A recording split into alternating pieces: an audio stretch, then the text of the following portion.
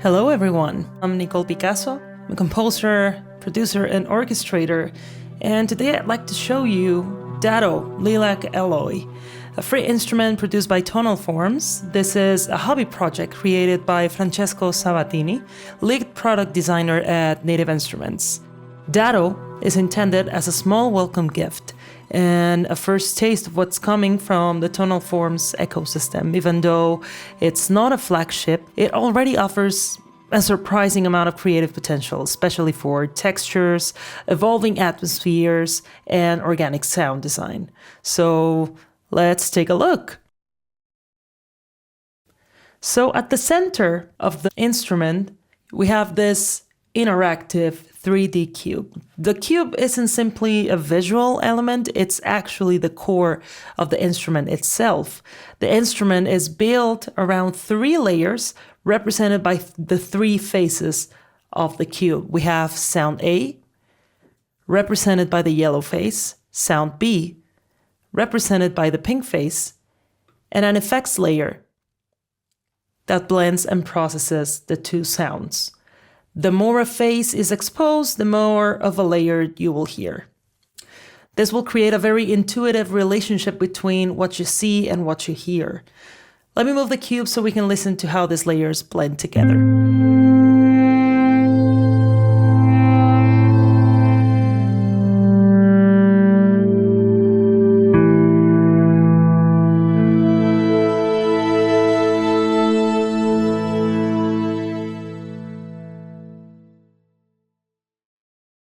All right. Above the cube, we have a global low-pass filter that allows us to quickly shape the overall tone of the instrument. As I adjust the filter, you can hear how it affects the entire sound.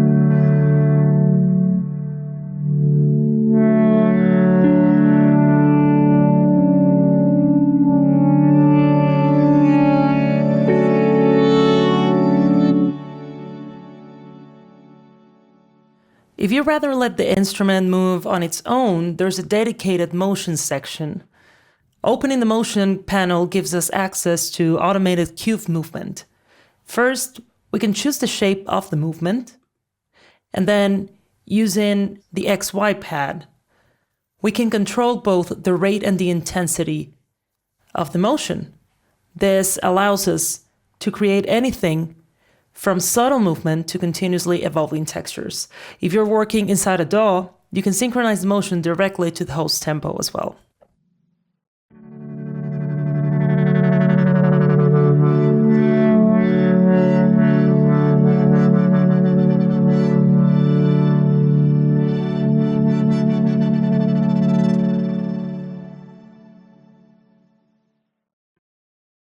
You will see that there are different Retrigger modes. When it's set to never, the motion runs freely, regardless of what notes are being played.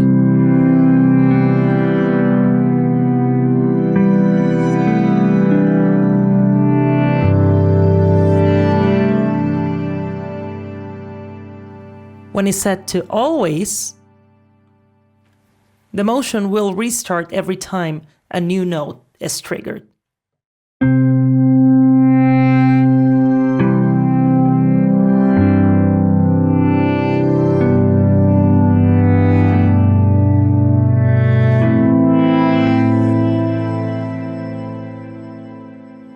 Finally, if you set it to first note only, the motion will begin with the first note and continues running while additional notes are held.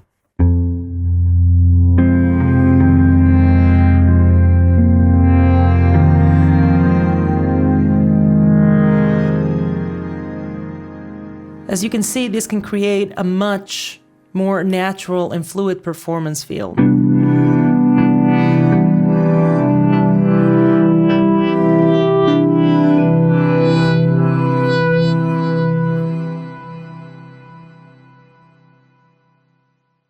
On the right side of the interface, we can find the global controls.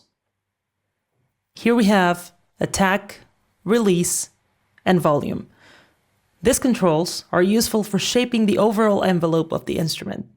With shorter values, sounds will become more immediate and percussive, while longer values can transform them into smooth pads and evolving textures.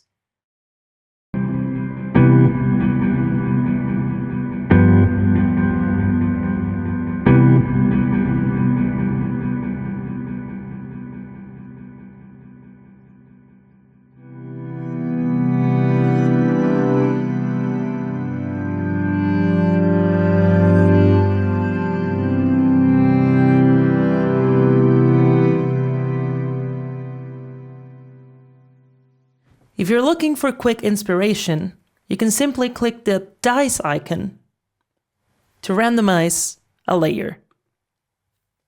Each layer also gives access to its own sound selection menu, making it easy to explore all different combinations. Above the sound selector, we will find the octave and semitone controls. This allows us to transpose each layer independently. This can be particularly useful for creating harmonies between the two layers. For example, I'm going to leave layer A unchanged, and I'm going to set layer B 7 semitones higher. This will create a perfect fifth and immediately add harmonic depth.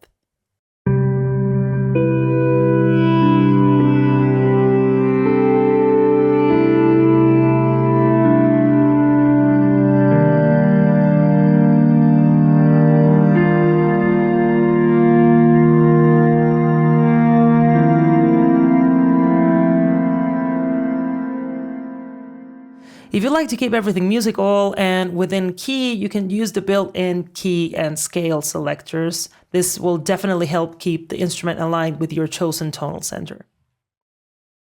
Now let's move on to the effects layer. Opening the effects controls reveals additional options. We can browse different effects and filter them by category. Available categories are reverb, delay, modulation, and distortion. Just like the sound layers, the amount of the effects we hear will depend on how much the effects phase is exposed on the cube.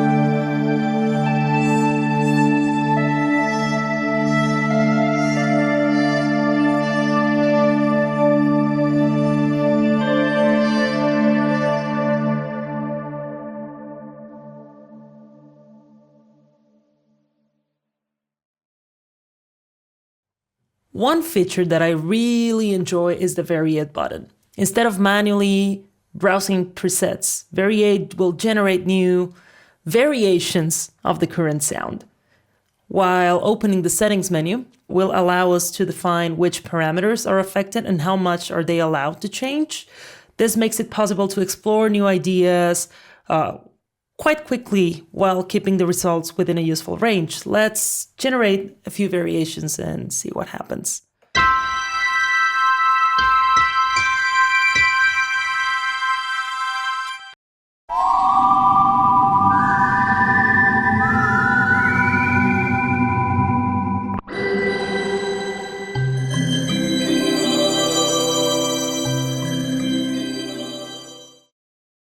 For a broader overview of the instrument, we can always open the Browse view. This provides what Tonal Forms calls an eagle eye perspective. So from here, we can select the sounds for sound A, sound B, and effects while still maintaining access to the cube and the most important controls on the right side. We can always use the macro dice to randomize it, and all three sections will be changed at once.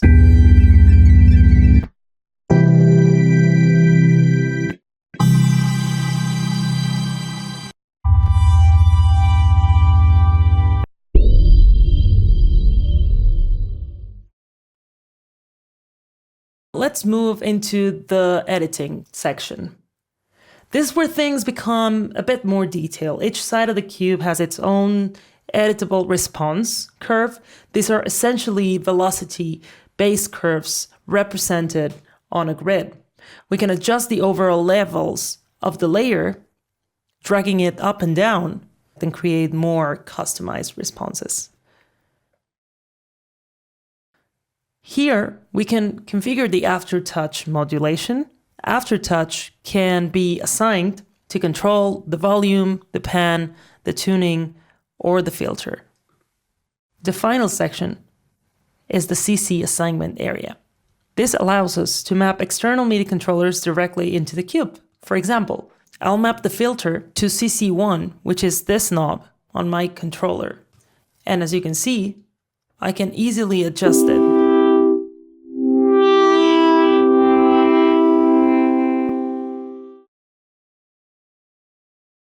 I can also assign it, for example, to the cube rotation.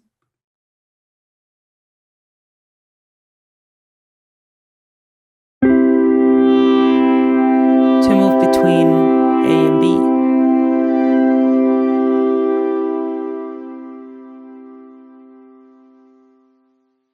And that's basically it. That's DADO Lilac Alloy by Tonal Forms. What began as a small welcome gift already showcases the creative vision behind the brand.